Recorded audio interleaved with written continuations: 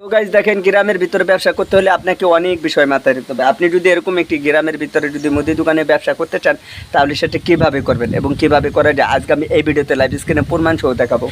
যদি এই 2024 সালে যদি আপনি গ্রামের ভিতরে এরকম একটি ব্যবসা করতে চান, তাহলে দেখা যাইতেছে সেই দোকানটা আপনার প্রফেশনাল হতে হবে এবং আপনার রাস্তার সাইডে এরকম একটি দোকান দিতে হবে। কেননা দেখা যাইতেছে যখন আপনি একটি মুদি দোকান দিবেন, সেই দোকানটা যদি এরকম রাস্তার সাইডে না হয়ে যদি রং সাইডে হয়, তাহলে দেখা যেতেছে কাস্টমার কম হবে, বাট আপনার বেচা কেনা যেটা সেটা কম হবে। আর আপনি যদি এরকম আমার মতন মেন পজিশন জায়গায় রাস্তার সাইডে যদি দোকান দেন, যাতায়াত করবে, এমনিতে কাস্টমার পাবেন আর আপনি বাড়ির কাস্টমার পাবেন। ওকে, দেখা যেতেছে ফাইনালি আপনি যদি এরকম একটি দোকান আপনি ব্যবসা করতে চান, তাহলে আপনাকে কোন কোন জিনিস মাথায় রাখতে হবেন, কীভাবে দোকানটা করতে হবে, কত টাকা লাগবে, এ টু জেড বিস্তারিত সব কিছু দেখাবো এই ভিডিওটি। তবে এই ভিডিওটি আপনাকে শুরু থেকে শেষ পর্যন্ত দেখতে হবে।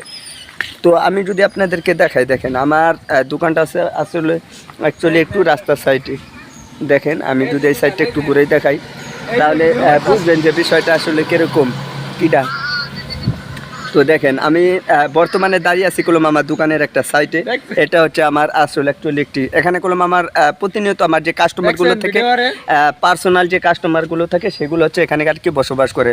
অনেক ক্ষেত্রে দেখা যাচ্ছে ফ্রি ফায়ার খেলে, তারা মানে রেস করে। তারপরে অনেক ক্ষেত্রে দেখা যাচ্ছে যারা গোপনীয়ভাবে বিড়ি সিগারেট খায়, তারা কলম এখানে কলম বসবাস করে।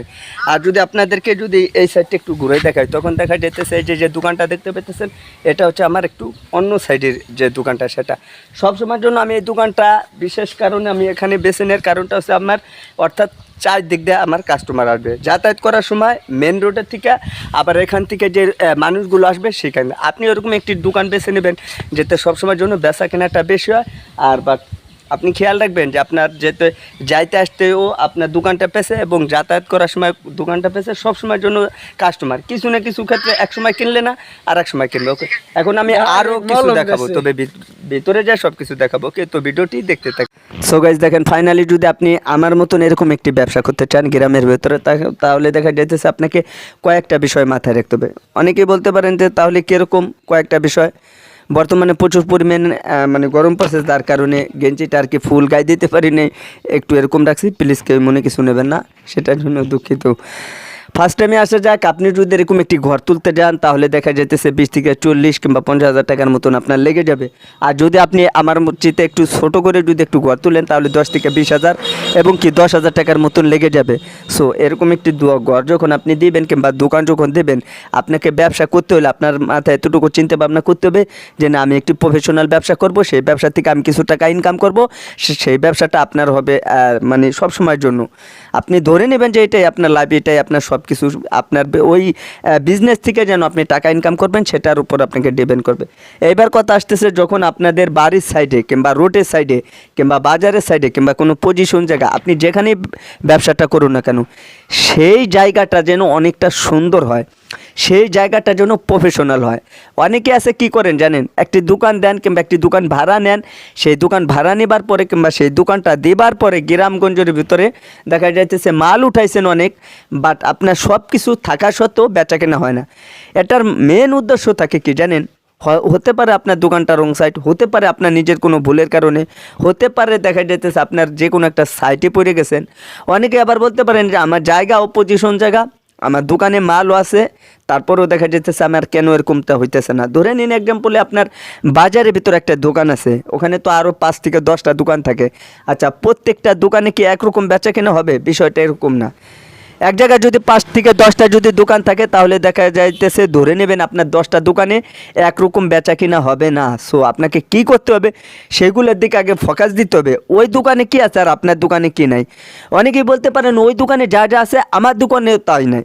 ওই দোকানে দেখা যাইতেছে আপনার যদি 1 থেকে 100 আইটেম থাকে, আমার দোকানে 100 আইটেম আছে, তারপরও দেখা যাইতেছে কেন আমার দোকানে বেচা কিনা হইতেছে না। এটাই তো মেন কারণ, তাই না? এবার বিশেষ কারণ আসতেছে, ধরে নিতে হবে আসলে ওই লোকটা কীরকম, মানে যে লোকটা 100 আইটেম আছে থাকা সত্ত্বেও বেচা কিনা হিউজ পরিমাণে হচ্ছে, প্রতিদিন 5 থেকে 10,000 টাকা বিক্রি করতেছে, আর আপনি 2,000 টাকাও বিক্রি করতে পারতেছেন না, তাহলে দেখা যাচ্ছে তফাৎটা কোথায়, এখানে কোন ভুল কারণে? তাহলে কি আপনি ব্যর্থতা? না, এখানে কোনো আপনি ব্যর্থতা না, আপনিও তার মতন পারবেন। সো আপনাকে আগে ফলো করতে হবে, ফোকাস করতে হবে, দ্বিতীয়ত দেখা যাইতেছে অনেক ক্ষেত্রে দোকানে মাল থাকা সত্ত্বেও আপনি সুন্দর করে ডেকোরেশনটা করতে পারেন না। একটি কাস্টমার যখন আপনার বাইরে থেকে আপনার দোকানে যখন আপনি তাকাবেন তখন দেখা যাইতেছে আপনার মালগুলো এলোমেলো, কোন সময় কোন মালটা কিংবা কোন সময় কোন প্রোডাক্টের প্রয়োজন এবং কোন সময় কোন মালটা সে নেবে নিজেই কইতে পারে না। এলোমেলো থাকা সত্ত্বেও চিন্তা ভাবনা করে। অনেকে আছে দেখবেন যে আপনার বাইরে থেকে একটা কাস্টমার দাঁড়িয়ে সে চলে যায়, আপনি তখন যদি বলেন যে ভাই কী লাগবে, সে কি বলবে যে ভাই কিছুই লাগবে না। আবার দেখা যাইতেছে অনেক ক্ষেত্রে এরকমটাও হয় যখন আপনার দোকানে কিংবা আপনি ব্যবসা করার ক্ষেত্রে একটি কাস্টমার যখন আপনার দোকানে আসে তখন দেখা যাইতেছে আপনার কাছে একটা প্রোডাক্ট চায়, হতে পারে সাবান, হতে পারে পোশাক, হতে পারে হুলির গুঁড়ো, হতে পারে তেল, সাবান, বিস্কিট, যাই হোক না কেন। তখন দেখা যাইতেছে আপনি একটা জিনিস দিতে পারলেন না, নেক্সট টাইমে ওই কাস্টমারটা খুব সহজে ইজিলিভাবে আপনার দোকানে আসতে চাইবে না। নাম্বার কারণ এইটাই হতে পারে। দেখা যাইতেছে যদি প্রথম কাস্টমারটা চলে যায় দ্বিতীয়বার সে আসতে চাইবে না, যদি আসে তার ভাগ্যর ব্যাপার। কারণ কি দেখা যাইতেছে একদম যদি একটা কাস্টমার এসে যদি একবার ঠকবাজ খায় কিংবা আবার যদি না আসে তাহলে দেখা যাইতেছে দ্বিতীয়বার আনাটা অনেকটা কষ্টর ব্যাপার হয়ে দাঁড়ায়। এইগুলোর দিকে আপনার একটু ফোকাস রাখতে হবে যে একটা কাস্টমার আপনার দোকানে এলো সে যেন চলে না যায়। আবার অনেক ক্ষেত্রে দেখা যাইতেছে সব কিছু ঠিকঠাক থাকা সত্ত্বেও আপনি একটু তার সাথে একটু অন্যরকম একটু আচরণ করছেন, কিংবা কাস্টমার যদি আপনার সাথেও একটু মানে খারাপ আচরণ করে কিন্তু আপনি তার সাথে একটু নরমভাবে মানে আচরণটা করবেন। দেখা যাচ্ছে সে একটু চেতে গেছে, আপনাকে চেতা যাবে না। সে একটু রাগ হয়ে গেছে, আপনাকে রাগ করা যাবে না। যদি সে রাগ করে আপনাকে নরম হতে হবে। ব্যবসার নিয়ম হচ্ছে এটা। কেননা দেখা যাচ্ছে আপনি হচ্ছে দোকানদার, সে হচ্ছে কাস্টমার, কাস্টমারের সাথে দোকানদার মিল থাকতে হবে, মহব্বতের সাথে এবং কি আপনার আদবের সাথে মালগুলো বিক্রি করতে হবে।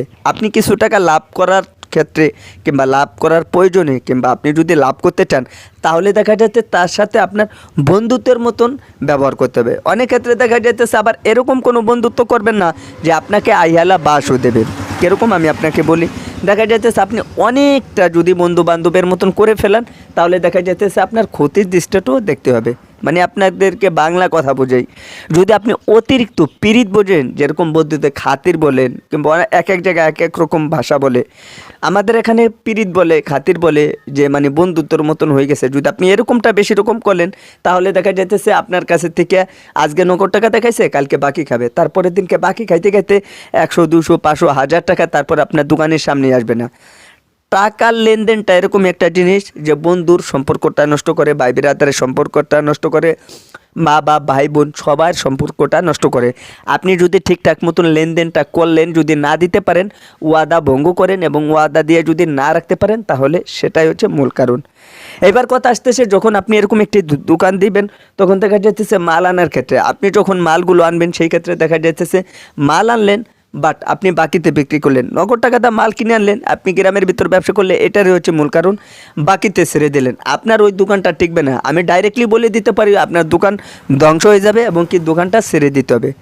এবার কথা আসতেছে তাহলে আমরা কি করব, শুরু থেকে আপনাকে কি করতে হবে, নগদ টাকায় বিক্রি করতে হবে। আর যদি বাকি বিক্রি করতে হয় তাহলে দেখা যাচ্ছে আপনাকে কয়েকদিন ওয়েট করতে হবে, 1 সপ্তাহ, 2 সপ্তাহ, 3 সপ্তাহ, 4 সপ্তাহ, মোট 1 মাসের মতন আপনাকে দেখতে হবে কোন কাস্টমারটা কীরকম। আপনি যদি ধরে নেন যে একটা কাস্টমার ভালো তাহলে দেখা যাইতেছে ওর সাথে সাথে আরও 2, 3, 4 কিংবা 5টা কাস্টমারও আপনি ভালো পাবেন। আর যদি ধরে নেন যে না এগুলোর ভিতরে আপনার কয়েকটা কাস্টমারই মানে আজে বাজে আউল ফাউল করে টাকা নিয়ে ঘোরাঘুরি করে তাহলে দেখা যাইতেছে আপনার সমস্ত কাস্টমারগুলো ওইরকম হয়ে যাবে। আমি সবসময়ের জন্য একটা কথা বাকি থেকে সতর্ক রাখি এই জন্যই যে আপনি ব্যবসা করবেন নগদ টাকা দিয়ে, মাল উঠাবেন নগদ টাকা দিয়ে, সেই টাকা দিয়ে যদি আপনি বাকি দেন তাহলে ওই টাকাটা খুব ইজিলিভাবে আসবে না। কেননা দেখা যাইতেছে যে আপনি আমার খাতাটা দেখতে পাইতেছেন, এখানে কিছু কিছু লোকের নাম আছে বাট আমি টাকাও পাবো, সেই টাকাটা কলম আজও পর্যন্ত আমি পাইতেছি না। তাহলে কি আমার টাকা দেবে না? অবশ্যই দেবে। তাহলে আমাকে ওয়েট করতে হবে, তার সাথে সুন্দর আচরণ করতে হবে, তার সাথে সুন্দরভাবে ব্যবহার করতে হবে। তাহলে দেখা যাইতেছে অনেক ক্ষেত্রে দেখা যাইতেছে ভালো ব্যবহার করা সত্ত্বেও টাকাটা দেয় না। তাহলে এটি কি আপনি দাবি ছেড়ে দেবেন? না, আপনাকে ওয়েট করতে হবে 1 বছর, 2 বছর, 5 বছর, 10 বছর, কোনো একদিন সে টাকা দিয়ে দেবে। কেননা দেখা যাইতে সেটা আমি নিজেই প্রমাণিত, এক লোকের কাছে আমি টাকা পাইতাম, কতদিন ওয়েট করার পরে সে আমাকে টাকাটা দিছে। তো বিশেষ কারণ হচ্ছে এটাই, আপনি যখন ব্যবসা করবেন ব্যবসার ক্ষেত্রে বাকি থেকে সাবধান হবে, কিংবা নগদ টাকাটা মাল কিনে নিয়ে আপনাকে বাকি দেওয়া যাবে না। আর নতুন নতুন প্রোডাক্ট রাখবেন, কোম্পানির কাছ থেকে মাল রাখার চেষ্টা করবেন। এই ভিডিওর ভিতর কোনো বিষয়টি একদম ক্লিয়ার করার চেষ্টা করছি। ভিডিওটি ভালো লাগলে অবশ্যই ভিডিওতে একটি লাইক করবেন, নতুন হলে চ্যানেলটি সাবস্ক্রাইব করে আমাদের সাথে থাকবেন। তো বন্ধুরা, আজকের এই ভিডিওটি এখানে শেষ করে দেবো। সবাই ভালো থাকবেন, সুস্থ থাকবেন। পরবর্তী ভিডিওতে দেখা হবে। আল্লাহ হাফেজ।